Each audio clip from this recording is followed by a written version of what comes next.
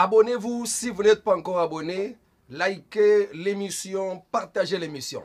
Mbote na bino banso bisika oyo bino nyonso bozwami boko landakanga susu kati na mokola lelo toi le 7 septembre 2024. Na kati ya masolo lelo toi na quelques 4 titres toko betelango masolo. Papa gouverneur militaire ya Ituri Luboya Kashama prévient Nanga. Tokena deuxième titre toko loba ezalinde directeur ya prison oya kimaki na Belgique prison ya Makala asili kopesa ba révélation sur complot oya leka kiwana kokima na ya kimaki pona nini. Troisième point, ministre ya intérieur papa Jacques Men Chabani asili ko tracer ba règle à suivre pona koyeba na kotia kimia na katia banzela ko éviter ba embouteillage pe makamba lolenge na lolenge. Quatrième point, arrestation ya Paulette Kimuntu pe disparition ya papa mususu oyo ya peperde oyo papitamba nde biloko wana tokende kolobela mokolo lelo tobandi masolo na biso ya mokolo lelo tobandela na monsieur le gouverneur militaire ya Ituri papa Luboya Kashama asili kozala déterminé ya koluka kimia ya bana ya Ituri. Le gouverneur militaire papa Luboya Kashama prévient Nanga que nous sommes prêts pour na ko yamba yo pe ko bundisa yo ozwa mabele na biso ya Ituri te bana face à menace oyo Nanga asalaki contre ba ndeko ya Ituri, menace permanente na kati ya Ituri ye azoko lancer maloba kuna esika ezali na AFC na ye azoloba ke bandeko nanga na kati ya Ituri bozala prêt parce que moi mikolo zoya na kozala na bino elongo nde na yangwana. Le gouverneur militaire papa Luboya Kashama asili kolobe te tozozela yo awa okotikala kosala eloko moko te. Nanga, tu n'as pas de frères ici parce que lozoba ke mes frères qui sont en Ituri ye alobaki bongo ke mes frères qui sont en Ituri bozela nga na zoya. Réponse ya papa gouverneur militaire papa Luboya Kashama alobete Nanga, tu n'as pas de frères ici en Ituri. Il n'y a que des Congolais ici en Ituri et tous nous sommes ensemble pour l'unité de la province. Venez avec vos étrangers, vous aurez à quoi nous sommes capables. De quoi nous sommes capables. Vous venez avec des étrangers et vous dites que vous avez des frères ici en Ituri. Vos frères sont ceux avec qui vous êtes ensemble. Ba étranger wana, ba Rwandais, ba Ougandais, ba onyo sibozala bango, ba étranger wana, ne bangwana ba ndeko na yo. Jamais biso na Ituri totika la kozala bandeko na yo. Restez avec eux, ces étrangers qui sont vos frères. Nous sommes prêts à répondre à toute éventualité. Wana papa Nabiso, gouverneur militaire, félicitations. Na koyeba ko pesa réponse et pas ya Corneille Nanga na makanisi ya mabe kolinga ko kotela ba ndeko ya Ituri pona kwa ndebango nage ke ya des groupes armés kuna na kati o bazo kolinga ko sala bundeko na M23 pona ko faciliter bango bakota na Ituri. Mais le gouverneur militaire est très bien déterminé ya koyeba ko protéger et teni ya mabele o ba pesie kibokonzi akamba. En tout cas, félicitations na papa gouverneur. Une fois de plus, félicitations. Et za la penza bongo pona ba gouverneur nyonso pona kobunda pona kimia ya bandeko to ba linga miyamboka ya Congo to bana Congo esika nyonso bazali. Merci tokena. C'est un point nabiso ya mokolelo ezalinde directeur ya prison ya Makala. Toyebi que moi mikolo lekaki lolengeni prison ya Makala ekotaki mbutu batobele ba kufaki ba chiffre eza bipai na bipai batu na batu na ba chiffre na bango. Mais gouvernement congolais a précédé ya 129 tués pe ba blessés ebele. Mais tobi ke Human Rights Watch ONG international wana akinaki na kopesa biso de 800 à 1000 tués kuna na kati ya Makala. Ou même on rappelle que vice-ministre ya justice papa Samba Mbemba même Yemoko le titulaire ministre de justice Sango Utimo Bembo a confirmé que Nabambeba Nyonso, Nabandoki Nyonso, va créer le Kouana, Batouali Bosso, tozo pointé du doigt, ce sont les magistrats. Ne salaki pagaille mbutu pour na dénonciation wana oyo ba magistrat ba sanganaki elongo na mutuna bango papa Dieudonné Kamoleta Oazali président ya conseil supérieur de la magistrature pe président ya cour constitutionnelle ne yewana a kambaki réunion ba magistrat wana pona ko s'opposer contre ndenge ba pointer bango du doigt pe kutu bakendeki tina kofunda makambongo et pas ya premier ministre que balingi boyokani ezala entre ba institution nyonso mibale exécutif na judiciaire nde na ngwana mais papa Constant Mutamba azongaki nsima te aza déterminé mpona kotia hors d'état de nuire réseau mafieux oyo ezoko régner en maître na mboka ya République démocratique du Congo bakenda kotie les mêmes poisons parce que c'est l'homme à battre mpona papa mokonzi le président Félix Tshisekedi atieli elikia mpona kozala kisi ko bongisa malade oyo eza na kati ya justice na biso congolaise oyo ekoki kopesa penza kimia na mboka te. Or la justice élève une nation mais bango baza kaka wana mpona komema échec epai ya président Félix Tshisekedi na bisalasala na bango. C'est cette raison ya mbala oyo tomona na biso bato baya na kati ya justice mais en tout cas on a réussi quelqu'un mpona kozala penza solution kisi ya réforme ya justice na biso. Alors directeur ya prison ya makala kombo ne Joseph Youssoufu Maliki ye aza déjà na Belgique ndeka kimaki na ye après moi mukolo moko kaka ya drame wana ya makala prison ya makala à partir de la Belgique asili kosala message moko na ndenge bazolukisa ye pe ndenge arrestation na ye ezalaki déjà lancé mais azomona te avis de recherche. Alors à partir de la Belgique nde asili koloba boye Monsieur Joseph Youssouf Maliki déjà en Belgique fait un message en expliquant en 3 points ce qui est arrivé.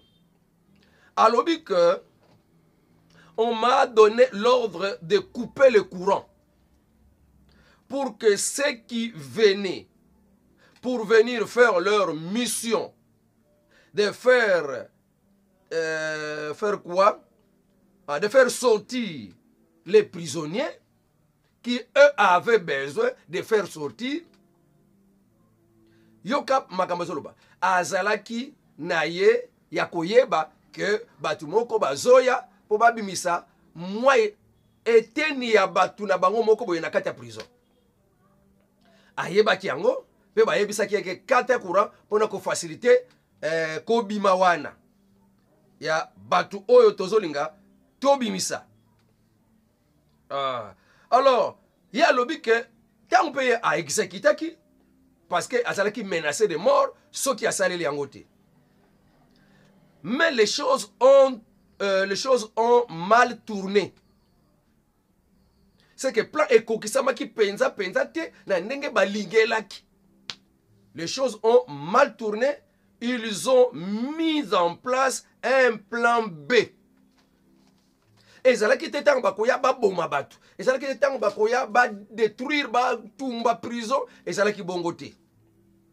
Mais bango tango bakomi sur place, ba yeko établir plan B. Oyo yé directeur la prison ayebaki yango te. Plan B na bango ba bandi ko tirer sur les prisonniers pour dire qu'ils tentaient de s'échapper. Donc pour accomplir ça le besoin na bango, babandi ko tirer na batu pour que non ezalaki désordre ba prisonnier balingaki bakima. Plan wana nde ya ble wana papa directeur de la prison ayebaki yango te. Nde aye ko kamwa makambo ndenge komeli ba prisonnier ba komi ko kufa. Oh ba prison ba fu ba bima. Les choses ont mal tourné, ils ont mis en place un plan B. Tirer, ils ont commencé à tirer sur les prisonniers pour dire qu'ils tentaient de s'échapper. po ezipa plan na bango ya koya kozwa batu na bango. Basali plan ke non ba prisonnier balingi bakima po na kokimisa oya bango na nzela ya ba prisonnier ba s'évader. Tirer sur les prisonniers pour dire qu'ils étaient qu'ils tentaient de s'échapper. Pourquoi ils veulent me tuer? Pour ne balinga ki ba bomaye. Azala ki tenté ya kokufa 7 fois arrêter liwa. Et monique non, so ka vandika na mboka. Bakoya ko bomaye, yango ko kima na ye Belgique. Ce n'était pas que akima justice, ce n'était pas que mais ces gens là-bas na ne ba pese ki plan oyo ba ko bakende ki balusango na plan B oyo ye bakite siko ezalaki que yeso kavandi ako loba ako bimisa secret fo basila na naye ndeko kima kinaye. Moi je ne fais que ma part. J'ai fait ma part du marché.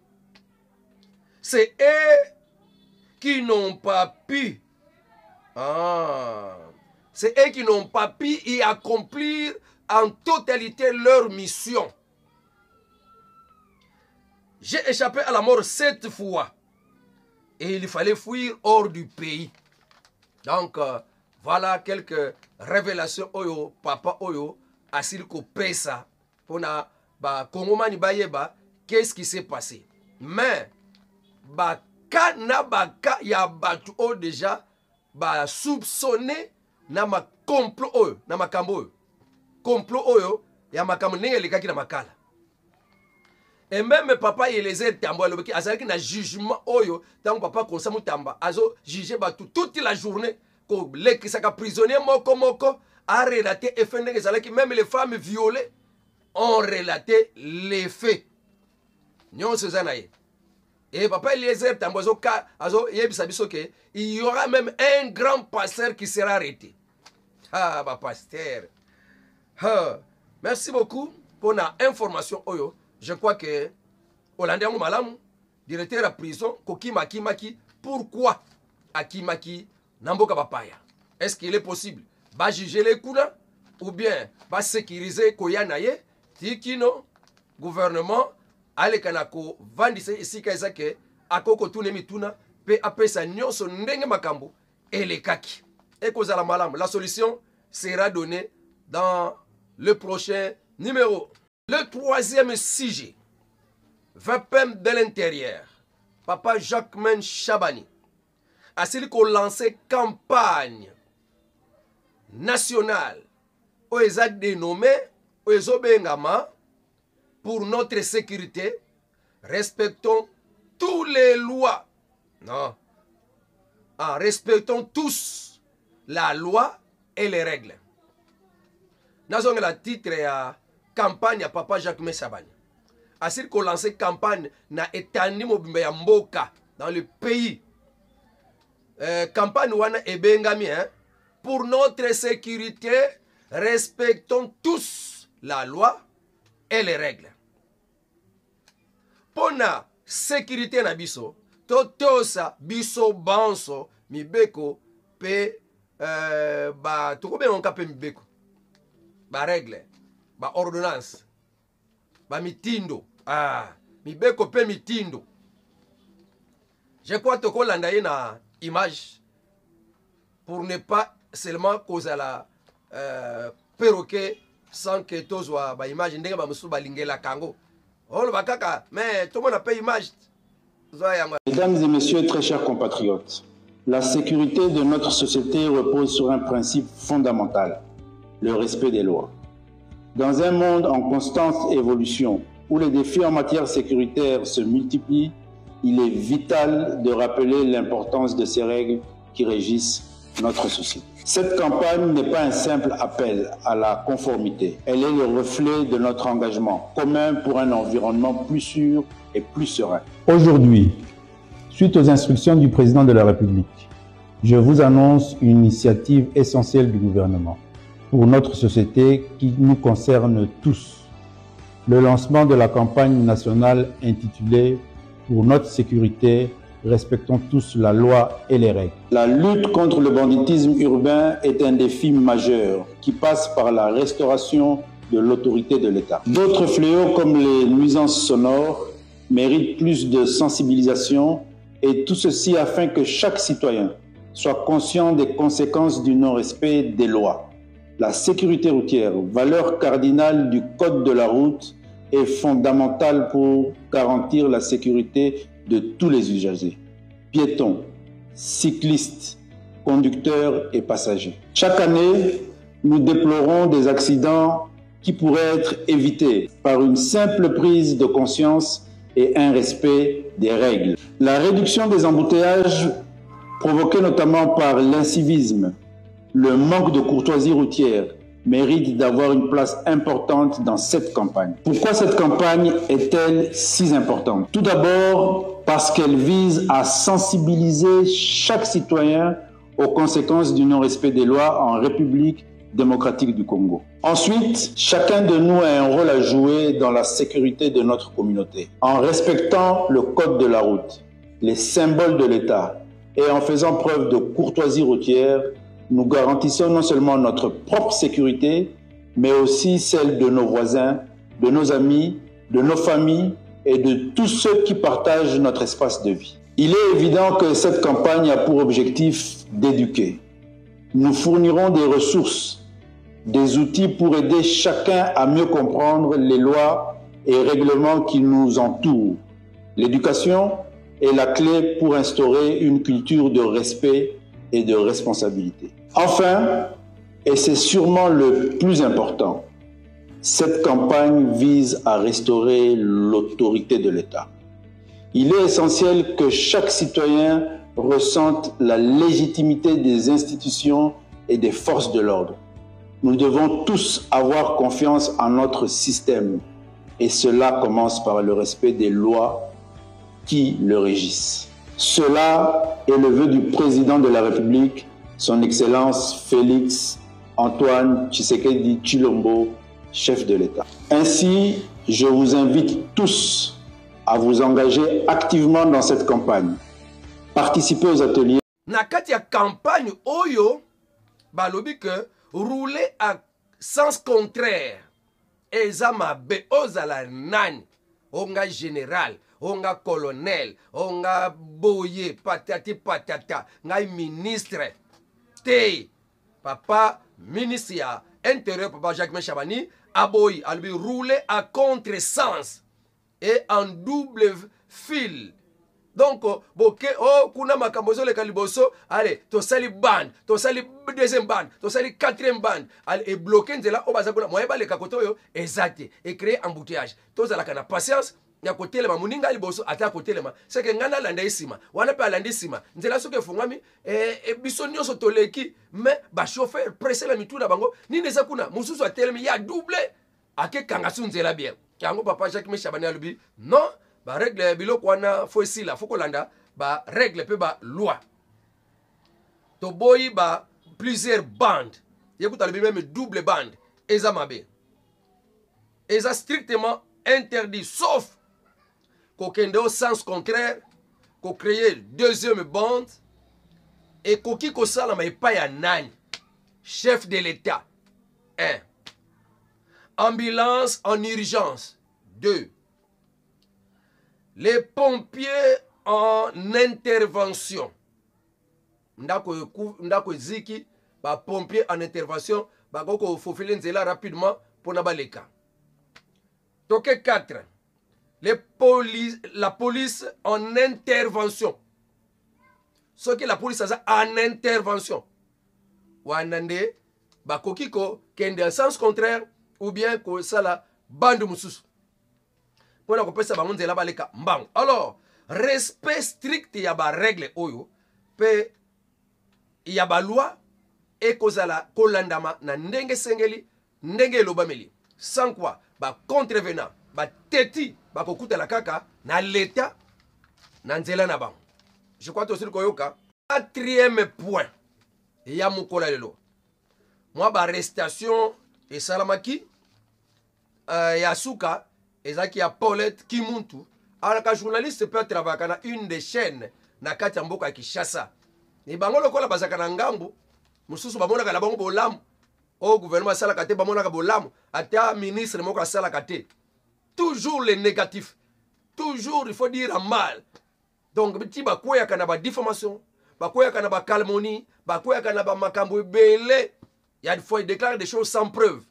Ndena yangwana alingaki atambola na ye kuna na kati ya aéroport Anjil ba kangaki ye ezalaki banda le 5 septembre 2024. Le toit les 7. Donc moi mikolo mibale eleki avant. Alors oyo ezali association féminine ya presse bango ba tomboki ba sepelite ndenge bakange parce que ba yebiti na nini bakangele te. Moi malgré que ba tindela ki ye moi convocation et ba pesa ki ye et o ba présenter ki uta ki na parquet près à tribunal de la Gombe à Sosa.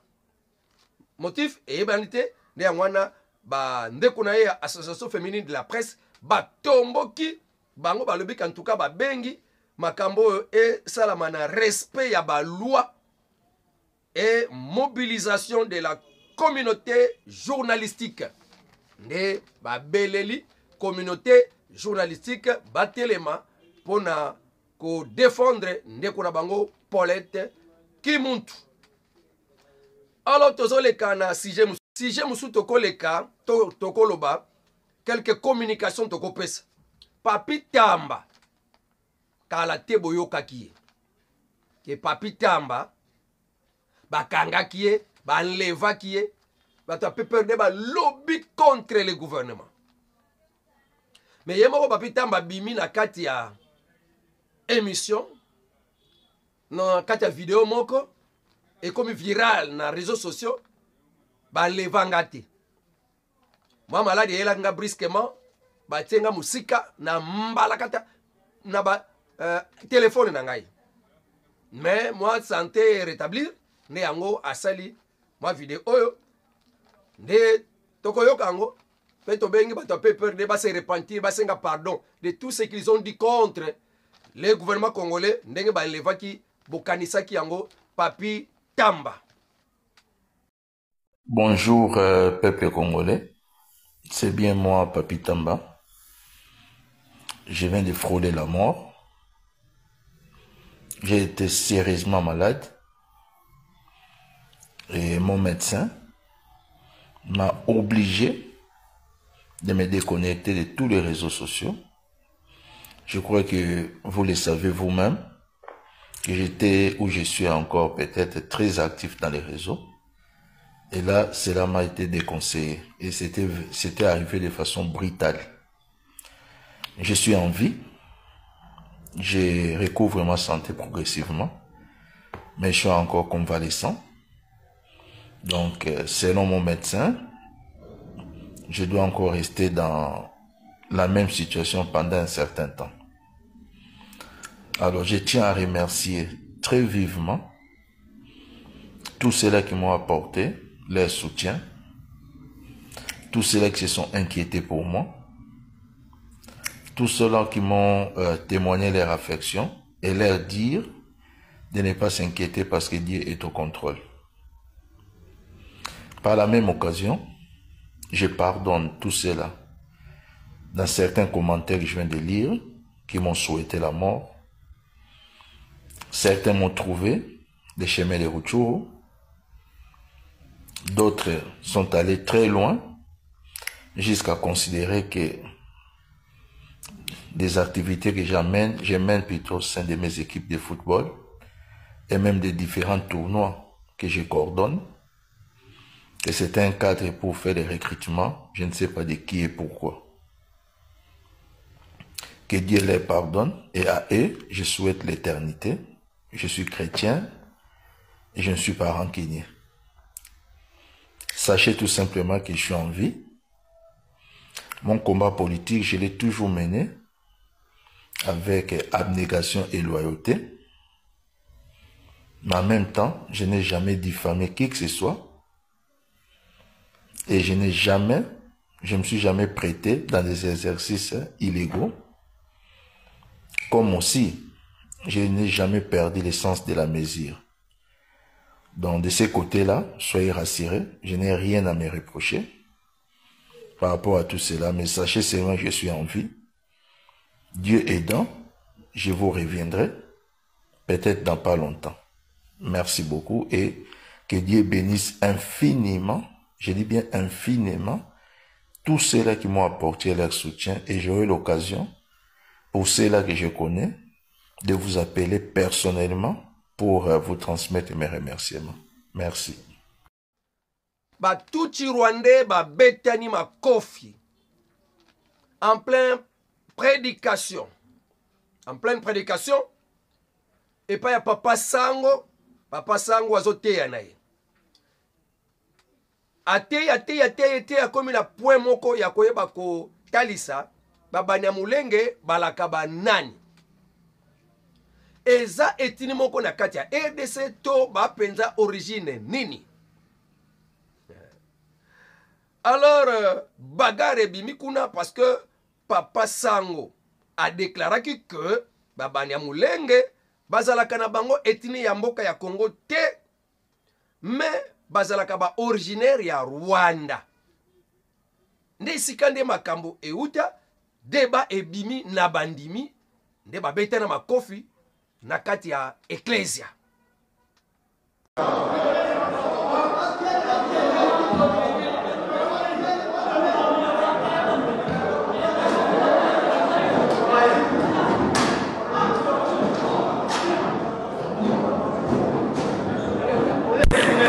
Landiango bien. Baba na ko betana ko leka kutu fois 10. Ba betana. To tikala kozala na tribu moko na mboka RDC te babengi Banyamulenge. Ezalaka te. Ata ba yebi histoire. Na tango ba guerre na mboka na bango ba ko kimela awa. Ba ke ko se réfugier côté wana. Ne komi ya bango. Ba créaka ba tuiranero ba makanika bazakuna na ba ndenge na ndenge pona ko créer que ba boma ba congolais ba autochtone nyonso bazakuna batikala na mabele wana. Or jamais en République démocratique du Congo il n'y a pas de Tutsi. Ba Tutsi bazati. Donc wana ba Banyamulenge papa prêtre akine na raison mais ememi bitumba. Basi pemawa. Tokena dossier ya un Tshisekediste qui reconnaît en le ministre de la Justice des compétences plus que le ministre nommé par l'IDPS. Papa Mutombo, Lobanan. Si nous avions 15 Constant Mutamba, je le dis avec fierté, que le jeune ministre d'État à la justice et garde sceaux a fait mieux que des premiers ministres que nous avons connus dans ce pays, qui ont quitté le gouvernement sans avoir posé ne fût qu'un cas d'acte de courageux. Mutamba l'a manifesté. Et si toute la population congolaise comprenait que c'est la justice qui élève une nation en accompagnant ces jeunes, que les Tshisekedistes, je m'accuse et je les accuse, ils n'ont eu qu'à être cités dans les détournements. Honte à eux, et je le dis avec force, honte à eux. Mutamba, qui était avec Kabila hier, est en train de nous donner la leçon du tshisekedisme. C'est une honte à notre combat. Merci. Kaka Kimoyibi, Kaka Buzoba, mais nous sommes partis au pouvoir. Ah, papa Mutomba le bien. Et ça, leçon, papa, à Pessibiso. Comment un ministre de l'UDPS qui ne s'est pas prouvé, Nandenga Kamba, que Yende Azana Kati au pouvoir? Okoyo keleka ka lobby lobby oh basi mokano na ville kutu bakota sute bata moto bakomi ko kangana bata veste azane kutu na sima moto ba memie na bakangi ba moto ba botoli ezonga pété.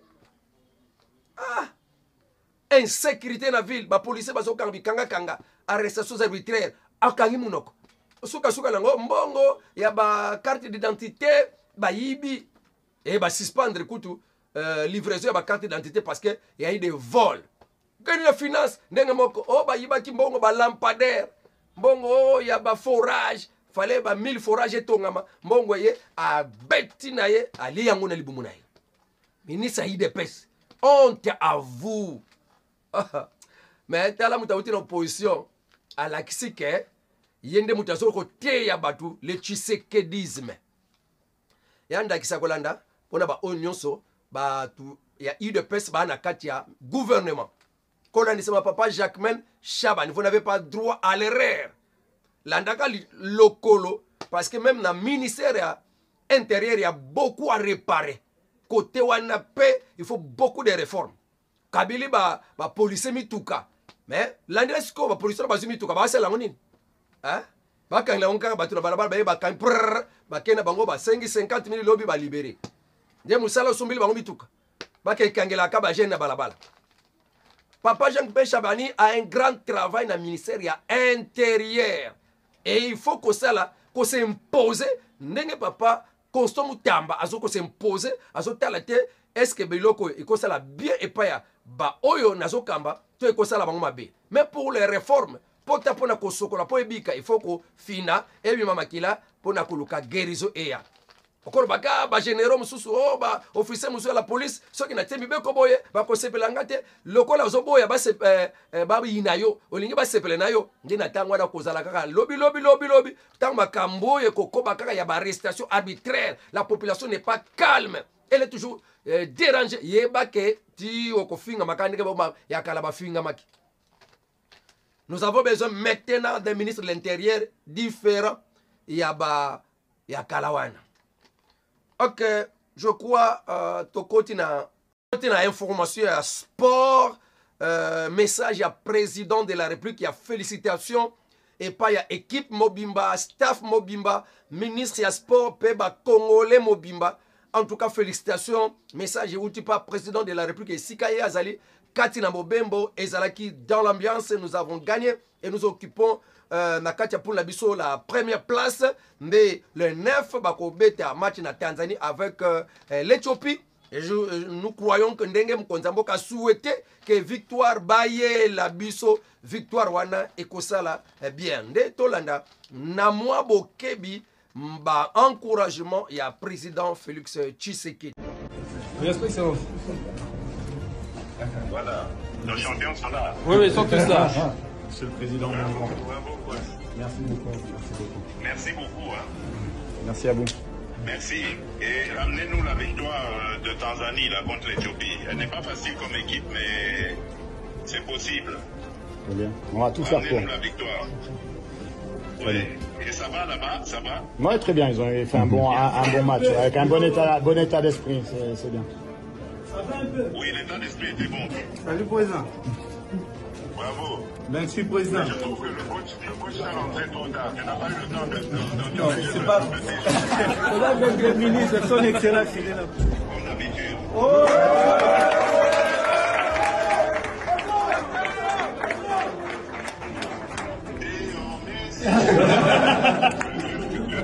Ouais, c'est demi-turc, ouais. Que Dieu vous accompagne. Hein. Toujours rester concentré. Merci beaucoup. Bravo à vous les gars. Merci, président. À la fin de cette émission, abonnez-vous si vous n'êtes pas encore abonné, likez l'émission, partagez l'émission, commentez si vous en avez le temps.